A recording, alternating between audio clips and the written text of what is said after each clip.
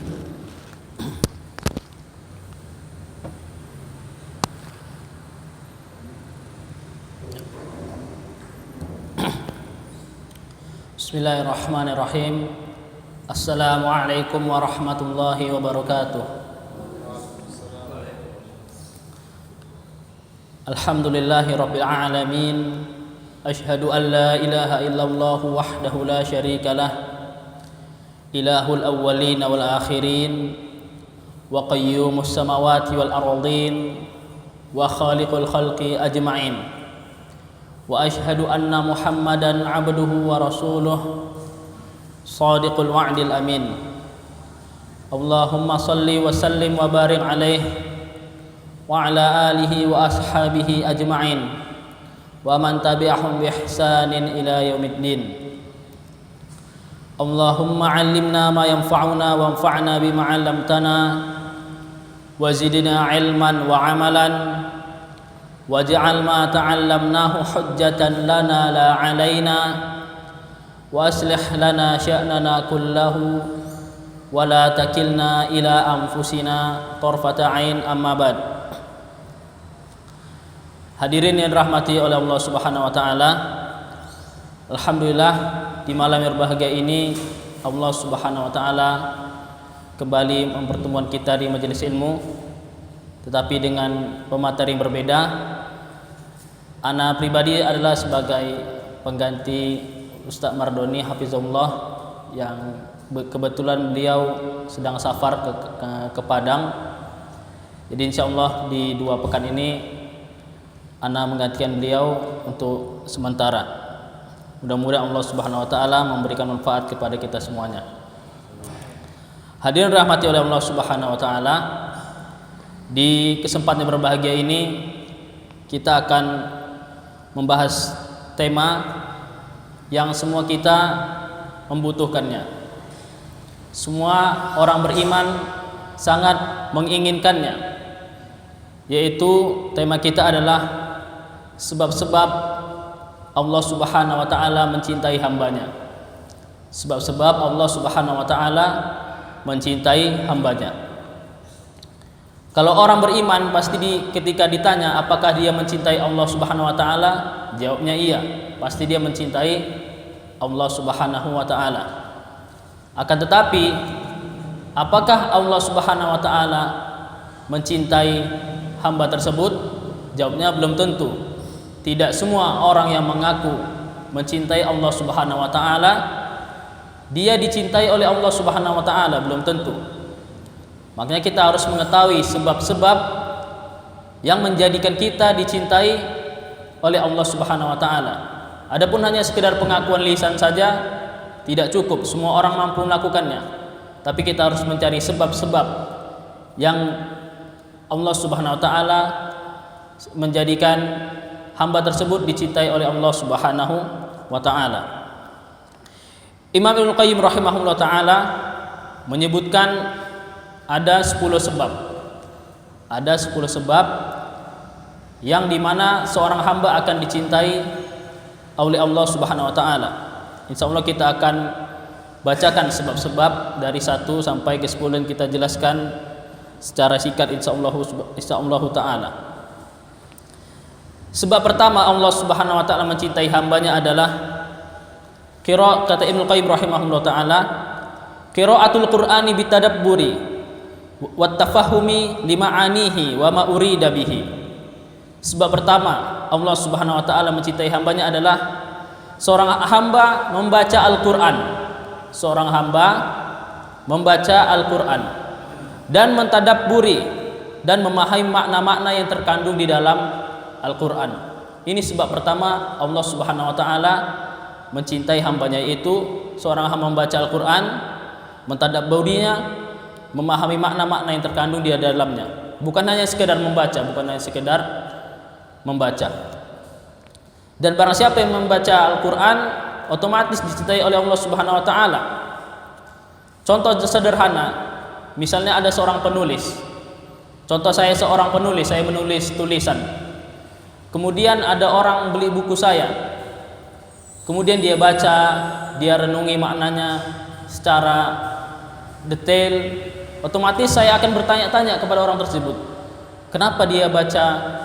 Kenapa dia beli? Sehingga hati saya pun senang kepadanya. Demikian juga Allah Subhanahu wa taala. Tatkala menurunkan Al-Qur'an, dibaca oleh hambanya, dipahami makna-maknanya, ditadabburi, maka Allah Subhanahu wa taala akan mencintai hamba tersebut.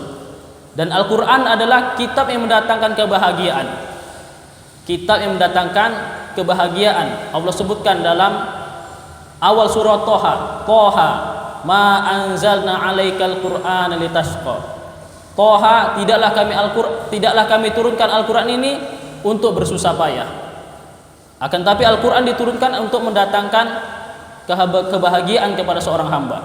Sejauh mana dia membaca Al-Qur'an, sejauh itu dia akan dicintai oleh Allah Subhanahu wa taala, dan sejauh itu pula dia akan meraih kebahagiaan di dunia maupun di akhirat.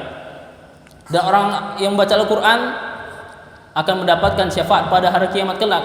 Iqra'ul Qur'ana fa innahu ya'ti yaumal qiyamah syafi'an li ashabihi.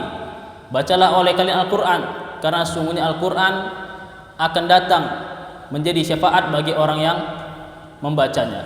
Jadi Al-Qur'an, hadirin rahmati Allah Subhanahu wa taala, kita baca bukannya sekedar baca, kita tadabburi dan kita pahami maknanya. Jangan sampai dari matahari terbit kemudian terbenam kita tidak ada membaca Al-Qur'an sama sekali. Jangan sampai waktu kita habis untuk membaca medsos. Kalau kita bisa meluangkan waktu untuk membaca medsos, pasti kita bisa meluangkan waktu untuk membaca lembaran-lembaran Al-Qur'an. Luangkan waktu sejenak untuk membaca Al-Qur'an. Kalau bisa masing-masing punya tafsir walaupun terjemahan. Apakah itu tafsir As-Sa'di, Ibnu Katsir, Al-Baghawi, itu sangat penting untuk dibaca.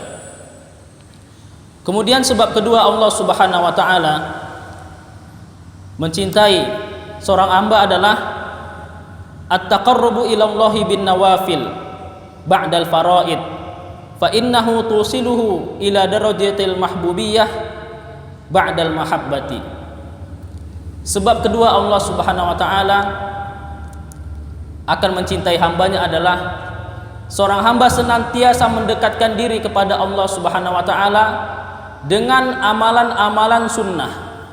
Dengan amalan-amalan sunnah setelah dia melaksanakan yang wajib, maka dia akan meraih derajat dicintai oleh Allah Subhanahu wa taala setelah dia mencintai Allah Subhanahu wa taala.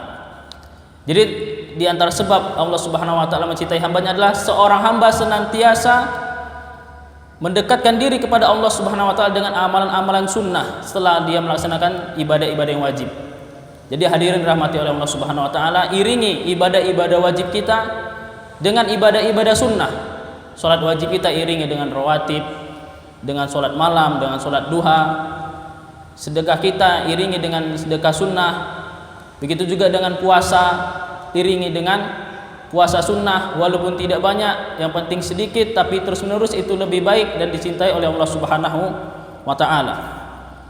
Apa kata Allah Subhanahu wa taala dalam hadis qudsi, bahwasanya Allah Subhanahu wa taala akan mencintai hamba yang senantiasa melaksanakan amalan sunnah setelah melaksanakan yang wajib.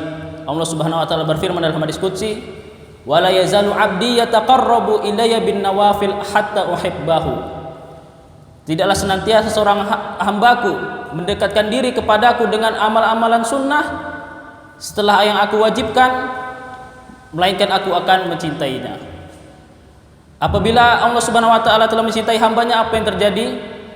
Fa idza ahbabtuhu kuntu sam'ahu alladhi yasma'u bihi wa basaruhu alladhi yubsiru bihi wa yadahu allati yabtashu biha wa rijluhu allati yamshi biha wa la in ista'adani la u'idanna wa la in sa'alani la u'tiyanna. Apa yang terjadi tatkala Allah Subhanahu wa taala mencintai hambanya?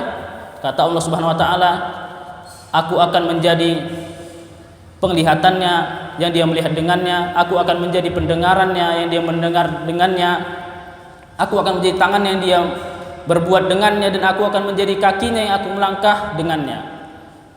Apabila hambaku meminta perlindungan, maka aku akan lindungi. Apabila hambaku meminta, maka aku akan berikan permintaannya. Hadirin rahmati Allah Subhanahu wa taala, Tanda seorang hamba dicintai oleh Allah Subhanahu wa taala, dia akan senantiasa melaksanakan amalan sunnah, kemudian anggota tubuhnya terjaga. Karena dalam hadis qudsi tadi apa? Allah akan menjadi pendengarannya yang dia mendengar dengannya. Bukan maknanya Allah Subhanahu wa taala bersatu dengan makhluknya seperti yang diyakini oleh kaum sufi bahwasanya ini adalah keyakinan wahdatul wujud. Tidak. Bahwasanya Allah Subhanahu wa taala akan membimbing penglihatannya. Allah Subhanahu wa taala akan membimbing pendengarannya. Allah Subhanahu wa taala akan membimbing tangannya, Allah Subhanahu wa taala akan membimbing kakinya dari hal-hal yang dibenci dan diharamkan oleh Allah Subhanahu wa taala. Itu tanda Allah Subhanahu wa taala sudah mencintai hambanya. Kalau mata kita, pendengaran kita dan anggota tubuh lain kita terjaga dari hal-hal yang diharamkan oleh Allah Subhanahu wa taala, maka itu tanda Allah Subhanahu wa taala sudah mencintainya. Apalagi kita hidup di zaman medsos, susah menjaga pandangan kecuali orang-orang yang dicintai oleh Allah Subhanahu wa taala, kecuali orang-orang yang Allah jaga pendengaran dan penglihatannya serta anggota-anggota tubuh lainnya. Kalau mata kita, pendengaran kita masih saja belum terjaga, itu tanda Allah Subhanahu wa taala belum mencintai kita. Tapi kalau anggota tubuh kita senantiasa digunakan untuk kebaikan, itu tanda Allah Subhanahu wa taala mencintai kita. Karena apa? Karena itu semua adalah taufik dari Allah Subhanahu wa taala. Kemudian hadirin rahmati oleh Allah Subhanahu wa taala, sebab ketiga Allah Subhanahu wa taala akan mencintai hambanya adalah dawamu dzikrihi ala kulli halin bil lisani wal qalbi wal amali bil lisan wal qalbi wal amali wal hali fa nasibuhu minal mahabbati ala qadri nasibihi min hadad dzikri. Sebab ketiga Allah Subhanahu wa taala akan mencintai hambanya, kata Ibnu Qayyim rahimahullah, adalah senantiasa berzikir, mengingat Allah Subhanahu wa taala dalam setiap keadaan, baik dengan lisan, hati maupun perbuatan. Kadar kecintaan Allah Subhanahu wa taala kepada hambanya sesuai dengan kadar zikir seorang hamba kepada Allah Subhanahu wa taala. Hadirin rahmati oleh Allah Subhanahu wa taala, zikir adalah ibadah yang ringan namun banyak dilalaikan oleh manusia. Dia ibadah yang ringan, tidak membutuhkan tenaga yang kuat, tenaga yang ekstra untuk melakukannya, tapi manusia banyak melalaikannya. Apa kata Allah Subhanahu wa taala? Fadhkuruni adzkurkum washkuruli wala takfurun. Ingatlah aku, maka aku akan ingat kalian. Bersyukurlah kepadaku dan jangan kalian kufur kepadaku. Allah Subhanahu wa taala mengenali hambanya secara detail, siapa dia, kapan dia lahir, tinggal di mana dia, siapa orang tuanya, apa yang dilakukannya, kapan dia wafat. Allah Subhanahu wa taala tahu akan hal itu. Tetapi orang yang berzikir, maka Allah Subhanahu wa taala akan mengenali hambanya secara khusus. Sebagaimana yang kita bacakan tadi, fadhkuruni adzkurkum. Ingatlah aku, maka aku akan mengingat kalian. Jadi hadirin rahmati Allah Subhanahu wa taala, jangan sampai kita lepas dari zikir, terutama zikir-zikir harian, zikir pagi petang, baca Al-Qur'an termasuk zikir kepada Allah Subhanahu wa taala. Demikian juga salat itu termasuk zikir kepada Allah Subhanahu wa taala, terutama zikir pagi dan petang, Karena zikir pagi dan petang ini adalah amalan spesial. Apa kata Allah Subhanahu wa taala? Ya ayyuhalladzina amanu dzkurullaha dzikran katsira. Wahai orang-orang yang beriman, ingatlah Allah Subhanahu wa taala dengan zikir yang banyak. Berzikirlah kepada Allah Subhanahu wa taala dengan zikir yang banyak. Kemudian ayat berikutnya, fasabbihuhu bukratan wa asila. Dan bertasbihlah kepada Allah di waktu pagi dan di waktu petang. Berzikirlah kepada Allah di pagi hari dan di petang hari. Hadirin rahmati oleh Allah Subhanahu wa taala, ayat tadi disebutkan terlebih dahulu zikir secara umum, kemudian zikir secara khusus, yaitu di waktu pagi dan petang. Dzikrul khas ba'dal am yadullu ala ahamiyatil khas. Ketika Allah Subhanahu wa taala menyebutkan yang khusus setelah yang umum, itu menunjukkan spesialnya yang khusus tersebut. Seperti yang kita sebutkan tadi, ya ayyuhalladzina amanu dzkurullaha dzikran katsira. Wahai orang beriman, berzikirlah kepada Allah dengan zikir yang banyak. Ini umum. Kemudian Allah khususkan waktu pagi dan petang. Wasabbihuhu bukratan wa asila. Dan bertasbihlah kepada Allah di waktu pagi dan petang. Contoh kalau kita katakan ja'a masyayikh wa Syekh bin Bas. Para masyayikh datang dan juga Syekh bin Bas datang.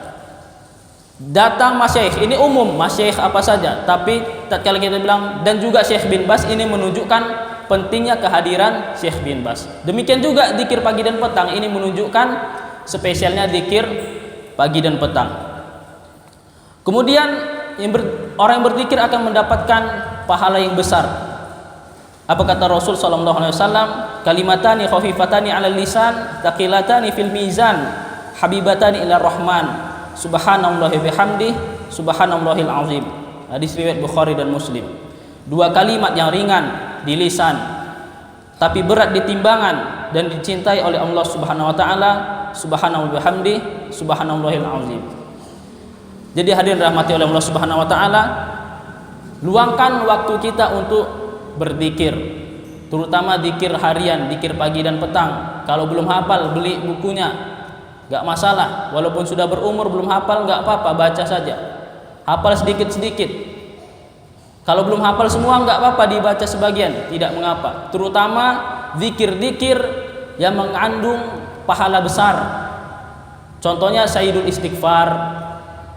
Allahumma anta rabbi la ilaha illa anta khalaqtani wa ana 'abduka wa ana 'ala ahdika wa wa'dika mastata'tu a'udzu bika min syarri ma sana'tu abu'u laka bi ni'matika 'alayya wa abu'u bi dzambi faghfirli fa innahu la yaghfiru dzunuba illa anta. Disebut Sayyidul Istighfar karena dia adalah istighfar yang terbaik. Di dalamnya ada pengakuan kepada rububiyah Allah dan uluhiyah Allah, kemudian kita memohon ampunan kepada Allah Subhanahu wa taala. Dan di antara zikir terbaik adalah istighfar kepada Allah Subhanahu wa taala 100 kali di pagi dan di petang hari, dan itu tidak memakan waktu 10 menit, nggak sampai. Luangkan waktu istighfar, renungi makna-maknanya. Astagfirullah tubilai, astagfirullah tubilai. Tidak sampai 15 menit atau 10 menit, ya. Itu termasuk zikir yang terbaik. Sejauh mana kita berzikir, sejauh itulah Allah Subhanahu wa taala akan mencintai hamba-hambanya.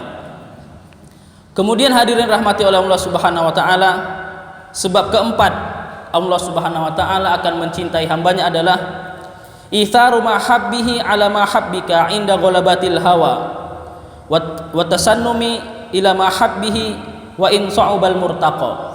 Sebab keempat yang Allah Subhanahu wa taala akan mencintai hambanya adalah mendahulukan apa yang Allah cintai dari apa yang kita cintai ketika kita dikuasai oleh hawa nafsu kita, dan kita menaklukkannya kepada apa yang Allah cintai walaupun sulit meraihnya,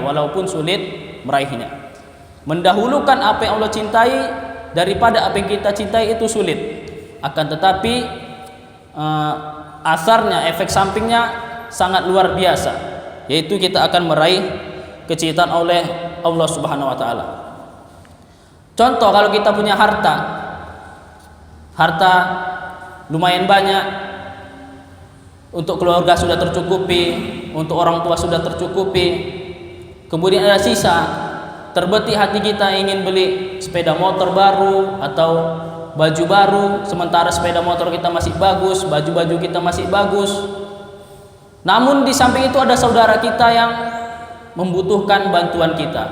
Maka pada saat itu kita hawa nafsu kita sedang dikuasai, ingin beli sepeda motor baru dan baju baru atau yang lainnya yang baru. Sementara ada saudara kita yang membutuh bantuan, maka kita kedepankan bantuan kita kepada saudara kita yang membutuhkan kita. Karena apa? Karena pada hakikatnya kita sudah terpenuhi kebutuhan kita, dan ini sulit untuk melawannya kecuali yang dirahmati oleh Allah Subhanahu wa taala. Contoh lain, kalau kebutuhan keluarga kita sudah terpenuhi, orang tua sudah terpenuhi, kemudian ada sisa lebih, sementara itu bisa dipakai untuk umroh, kemudian di sisi lain kita ingin jalan-jalan ke luar negeri, maka kita kedepankan ibadah umroh daripada jalan-jalan ke luar negeri yang tidak bernilai ibadah. Itu sangat banyak contohnya dalam kehidupan kita. Kita mengedepankan kecintaan kepada Allah Subhanahu wa taala daripada apa yang kita cintai pada saat hawa nafsu kita sedang tinggi. Kemudian yang kelima yang hadirin dirahmati oleh Allah Subhanahu wa taala, kata Ibnu Qayyim rahimahullah, sebab seorang hamba akan dicintai oleh Allah Subhanahu wa taala adalah mutala'atul qalbi li asma'ihi wa sifatihi wa musyahadatiha wa ma'rifatiha, yaitu kita menelaah, memperhatikan nama-nama dan sifat-sifat Allah Subhanahu wa taala serta menyaksikannya dan mengetahuinya secara mendalam. Di antara sebab Allah Subhanahu wa taala mencintai hambanya adalah kita mempelajari nama-nama dan sifat-sifat Allah Subhanahu wa ta'ala. Kalau kita ingin mencintai sesuatu, kita pasti ingin mengenalnya terlebih dahulu. Bagaimana kebiasaannya, apa yang dia sukai, apa yang dia inginkan. Demikian juga kita tatkala ingin mencintai Allah Subhanahu wa ta'ala dan dicintai oleh Allah Subhanahu wa ta'ala, kita kenali nama-nama Allah Subhanahu wa ta'ala yang indah dan sifat-sifatnya yang tinggi. Seluruh asmaul husna itu baik, indah maknanya, dan seluruh sifat-sifat Allah Subhanahu wa taala tinggi. Laisa kamitslihi syai'un wa huwas samiul basir. Allah Subhanahu wa taala tidak ada yang serupa dengannya, dan Allah Subhanahu wa taala mendengar lagi Maha melihat. Pendengaran Allah Subhanahu wa taala tidak sama dengan pendengaran makhluknya. Demikian juga penglihatan Allah Subhanahu wa taala tidak sama dengan penglihatan makhluknya. Penglihatan dan pendengaran makhluk itu terbatas. Adapun penglihatan dan pendengaran Allah Subhanahu wa taala itu tidak terbatas. Walaupun kita berada di dalam samudra, Allah Subhanahu wa taala mengetahui kita. Makanya di kitab-kitab Asmaul Husna, contohnya fikih Asmaul Husna karangan Syekh Abdul Razak Al-Badr, di antara hikmah mempelajari nama-nama dan sifat Allah Subhanahu wa taala adalah akan timbul rasa khasyatullah, akan timbul rasa takut kepada Allah Subhanahu wa taala. Contohnya dia mempelajari nama Allah Al-Alim, mengetahui. Allah mengetahui, atau Al-Khabir, Allah mengetahui secara detail. Dia akan enggan untuk bermaksiat kepada Allah Subhanahu wa taala karena Allah Subhanahu wa taala mengetahui keadaan hamba-hambanya. Itulah di antara faedah mempelajari nama-nama dan sifat Allah Subhanahu wa taala. Tatkala kita sudah takut kepada Allah Subhanahu wa taala dan meninggalkan maksiat kepada Allah Subhanahu wa taala, pada saat itu kita akan menjadi hamba yang dicintai oleh Allah Subhanahu wa taala. Kemudian yang keenam, sebab Allah Subhanahu wa taala akan mencintai hambanya adalah musyahadatu birrihi wa ihsanihi wa alaihi wa ni'amihi al-batinah wal-zahirah fa innaha da'iyatun ila mahabbatihi. Sebab keenam, kata Ibnu Qayyim rahimahullah taala, Allah akan mencintai hambanya adalah mengakui nikmat-nikmat Allah Subhanahu wa taala yang lahir maupun yang batin, karena perbuatan-perbuatan tersebut menghantarkan kepada kecintaan Allah Subhanahu wa taala. Allah Subhanahu wa taala mencintai hamba-hambanya yang bersyukur kepadanya, dan Allah Subhanahu wa taala tidak menyukai hamba-hambanya yang ujub, yang enggan mensyukuri nikmat Allah Subhanahu wa taala. Hendaknya kita menjadi seperti Nabi Sulaiman alaihissalam. Nabi Sulaiman alaihissalam tatkala didatangkan nikmat yang agung, yaitu nikmat didatangkannya singgasana Ratu Bilqis dengan sekejap mata, Allah Subhanahu wa taala melakukan itu. Apa yang dikatakan oleh Nabi Sulaiman alaihissalam? Nabi Sulaiman alaihissalam tidak menyandarkan kedatangan singgasana Ratu Bilqis karena usahanya, tidak.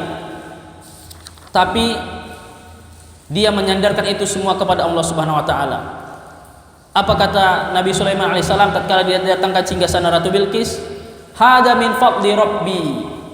Ini adalah karunia dari Tuhanku.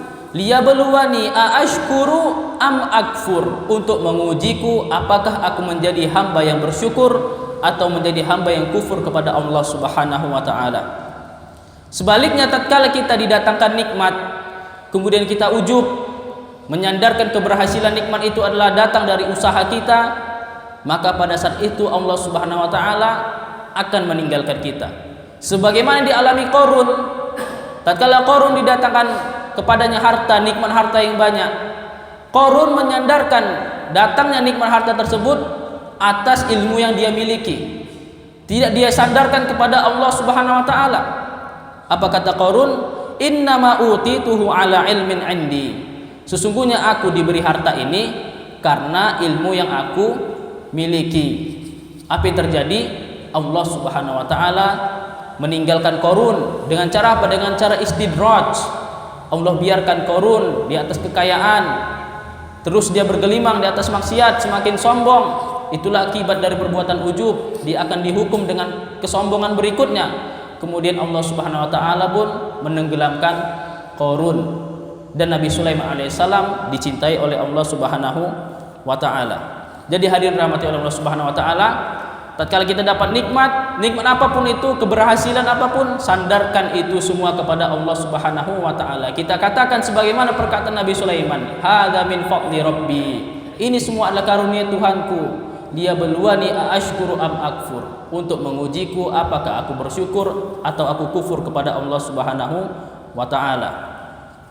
Kemudian hadirin rahmati oleh Allah Subhanahu wa taala, sebab ketujuh Allah Subhanahu wa taala akan mencintai hambanya adalah wa huwa min ajabiha inkisarul qalbi bi kulliyatihi baina yadayillahi ta'ala wa laysa fit ta'biri an hadha al ma'na ghairul asma wal ibarat.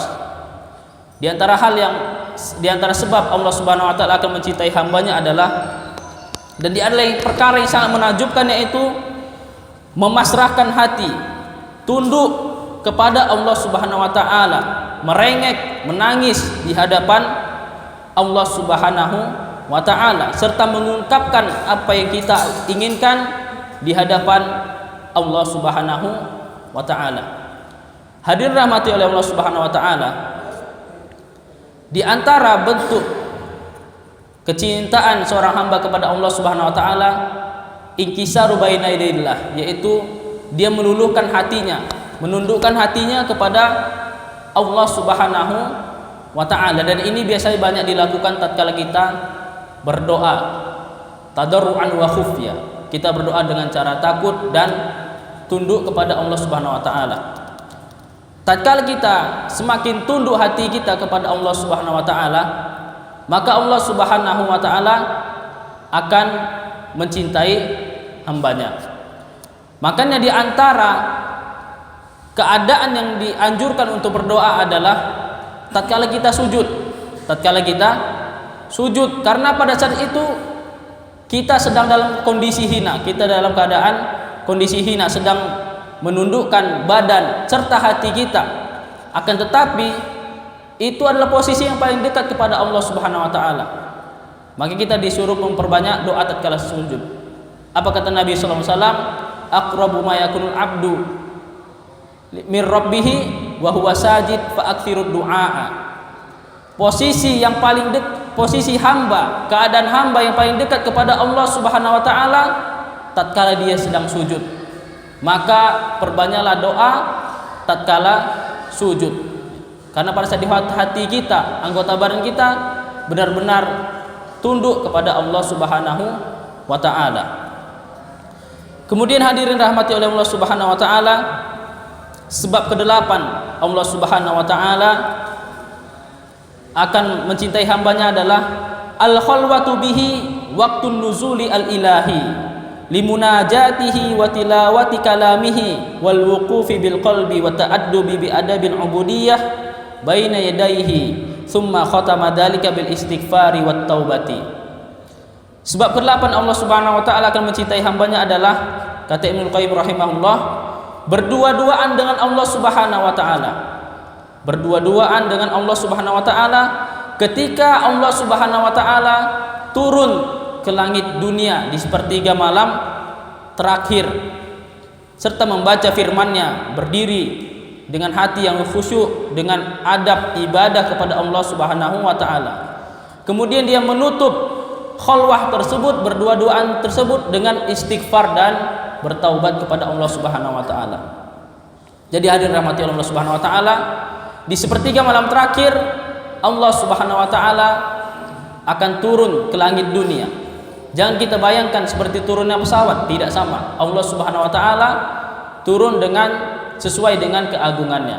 Apa kata Allah Subhanahu wa taala dalam hadis qudsi? Yanzilu Rabbuna tabaraka wa ta'ala hina yabqa thuluthul akhir minal lail. Allah Subhanahu wa taala, Tuhan kita turun ke langit dunia di sepertiga malam terakhir. Kemudian apa kata Allah Subhanahu wa taala? Hal min mustaghfirin fa aghfirullah. Apakah ada orang yang beristighfar kepadaku maka aku akan ampuni? Wa hal min sa'ilin fa u'tiya su'la. Apakah ada orang meminta, aku akan kabulkan permintaannya. Wa hal min da'in fa astajibalah. Apakah ada yang berdoa maka aku akan kabulkan doanya. Jadi sepertiga malam terakhir orang yang beristighfar akan diampuni, orang yang berdoa akan dikabulkan doanya, orang yang meminta akan dikabulkan permintaannya. Dan ini adalah sifat penghuni surga. Wabil asharihum yastaghfirun. Dan di waktu sahur, sahur maknanya adalah akhirul lail, akhir malam. Akhir malam adalah sepertiga malam terakhir. Jadi dari isya waktunya dibagi tiga. Misalnya di Batam 4:30, sepertiga malam pertamanya kurang lebih 7:30. 7:30 ke 4:30 dibagi tiga. Sepertiga malam pertama jam berapa, kedua jam berapa, ketiga jam berapa, kurang lebih jam 3 atau 3:30. Beli jam beker atau handphone yang sudah ada alarmnya, hidupkan, bangun walaupun sedikit nggak masalah, walaupun hanya 15 menit, setengah jam. Mungkin kita lelah bekerja sehingga berat untuk melaksanakan sholat malam, tapi sedikit kemudian continue itu lebih baik dan lebih Allah cintai. Apa kata Nabi SAW? Ahabbul a'mali ilallah adwamuha wa in qalla. Amal yang dicintai oleh Allah Subhanahu wa taala yang sedikit namun continue, berkesinambungan. Hadirin rahmati Allah Subhanahu wa taala, orang yang dicintai oleh Allah Subhanahu wa taala dengan salat malamnya adalah orang yang salat malam kemudian dia beristighfar. Biasanya orang beristighfar tatkala melakukan dosa. Yang lebih hebatnya di sini, dia melakukan istighfar setelah dia melaksanakan ibadah kepada Allah Subhanahu wa taala. Dia beristighfar setelah melakukan salat malam. Ini yang luar biasa. Biasanya beristighfar tatkala berbuat dosa, namun orang ini beristighfar tatkala selesai melaksanakan ibadah kepada Allah Subhanahu wa taala. Dan salat malam adalah tanda kemuliaan seorang muslim, seorang mukmin. Apa kata Jibril alaihissalam kepada Nabi Muhammad sallallahu alaihi wasallam? Wa'lam anna syarafal mu'min qiyamuhu bil lail wa 'izzuhu istighna'uhu 'anil nas. Ketahuilah wahai Muhammad sallallahu alaihi wasallam, sesungguhnya kemuliaan seorang mukmin pada salat malamnya dan tidak meminta-minta kepada manusia. Konsekuensi dari hadis ini adalah siapa yang melaksanakan sholat malam, dia akan menjadi hamba yang terbaik di sisi Allah Subhanahu wa taala. Jadi menjadi hamba yang terbaik di sisi Allah Subhanahu wa taala mudah. Tinggal bunyikan alarm, bangun, kemudian berdiri menghadap Allah Subhanahu wa taala. Kemudian kita menutup ibadah kita dengan istighfar. Dia tidak ujub dengan ibadahnya. Kemudian juga tidak riya, tidak ditulis di status medsosnya. Tidak dia ceritakan kepada teman-temannya bahwasanya dia melaksanakan sholat malam. Kemudian sebab ke-9, hadirin rahmati oleh Allah Subhanahu wa taala, mujalasatul muhibbin as-sadiqin waltiqatu at-tayyib samarati kalamihim kama yantaqi at-tayyib as-samar wala tatakallam ila idza tarajjahat maslahatu al-kalam wa alimta anna fihi mazidan li halika wa manfaatan li ghairika.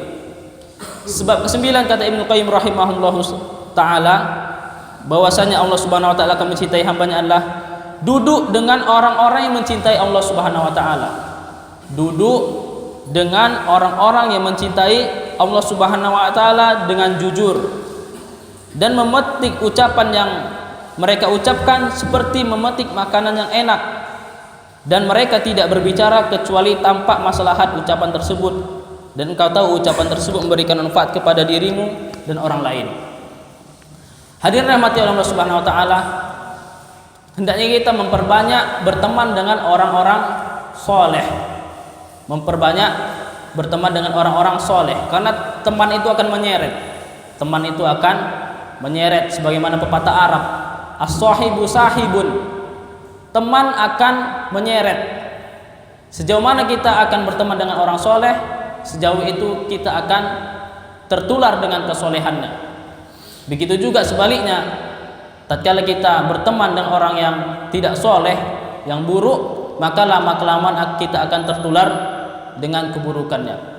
Mungkin ada yang bertanya, tapi ada orang berteman dengan orang jahat, tapi dia ngikut kebaikan temannya tersebut. Itu ada, tapi jarang. Tapi apa? Tapi jarang. Tapi kita mengambil hukum secara umum. Secara apa? Secara umum. Dan Nabi SAW melihat agama seorang bagus atau tidak, melihat dari kepada temannya. Dan hadis ini walaupun diperselisihkan, namun bisa diamalkan, bisa apa? Diamalkan karena maknanya benar. Apa kata Nabi SAW?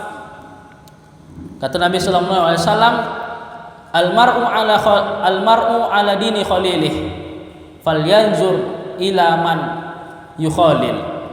Seorang itu berada, agama seseorang berada dekat dengan temannya, maka lihatlah kepada siapa dia berteman. Lihatlah kepada siapa dia berteman. Kalau dia berteman dengan pemabuk, pejudi, ya otomatis dia bukan orang yang baik. Dia bukan orang yang baik. Tapi kalau dia berteman dengan orang yang berakidah yang lurus, bermanhaj yang benar, senantiasa beribadah kepada Allah Subhanahu wa taala dengan tuntunan yang benar dari Rasul sallallahu alaihi wasallam, maka dipastikan ini adalah teman yang baik. Dan hendaknya kita memperbanyak teman-teman yang baik, karena teman yang baik pada hari kita meninggal, dialah yang menyolatkan kita. Mungkin kita punya keluarga namun sedikit yang menyolatkan.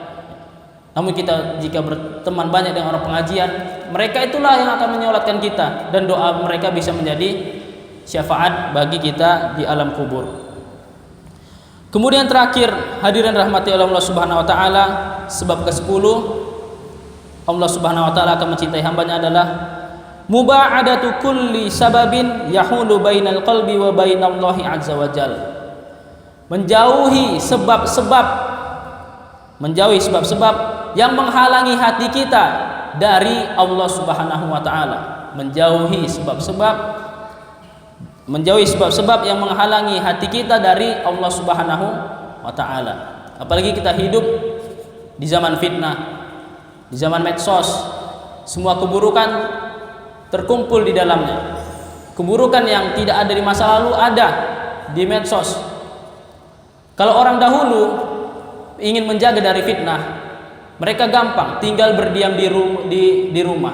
Apa kata Nabi SAW tentang masa fitnah? Ilzam baitak, kamu di rumah saja, jangan keluar. Kalau sekarang walaupun kita di rumah, fitnah itu masih ada lewat layar-layar handphone kita, sehingga kita harus membuat dua perbuatan, memperbanyak diri di rumah, kemudian memakai handphone seperlunya. Jangan sampai hati kita terhalang dari Allah Subhanahu wa taala karena handphone kita. Maka di antara sebab kerasnya hati, kata Syekh Sulaiman Ar-Ruhaili hafizahullah, adalah banyak memainkan handphone. Kalau kita alihkan waktu kita memainkan handphone ke baca Al-Quran, mungkin satu hari kita bisa membaca Al-Quran 1 juz atau setengah juz, ya. Kalau kita ahlikan waktu handphone kita ke baca Al-Quran, dan ini sangat banyak menyita waktu kita, sehingga hati kita lalai dari mengingat Allah Subhanahu wa taala.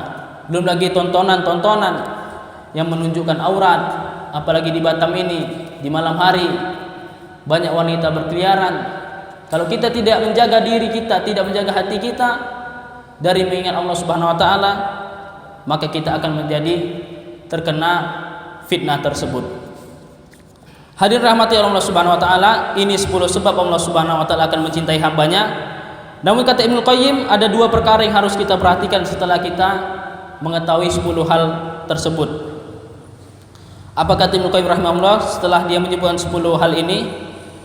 Famin hadil asbab al-asharah wasala al-muhibbun ila manazilil mahabbah wa dakhala 'alal habib. Setelah kita mengetahui 10 sebab ini, kemudian kita mengamalkannya, maka orang yang mencintai akan meraih derajat dicintai oleh Allah Subhanahu wa taala. Wa milaku dzalika kullih amron. Namun kita harus perhatikan 2 perkara setelah kita mengetahui 10 hal yang kita sebutkan tadi. Istidadu ar-ruhi lillahi lihada asya'an. Yang pertama adalah kita mempersiapkan ruh, mempersiapkan jiwa kita untuk melaksanakan 10 hal ini. Untuk melaksanakan 10 hal ini, dari membaca Al-Quran sampai menjaga hati dari hal yang menghalangi dari mengingat Allah Subhanahu wa taala. Yang kedua, wanfitahu ainil basirah. Kemudian membuka mata hati kita. Membuka mata hati kita untuk melakukan 10 hal ini. Jadi ini butuh persiapan dan butuh hati yang sadar untuk melaksanakan hal ini.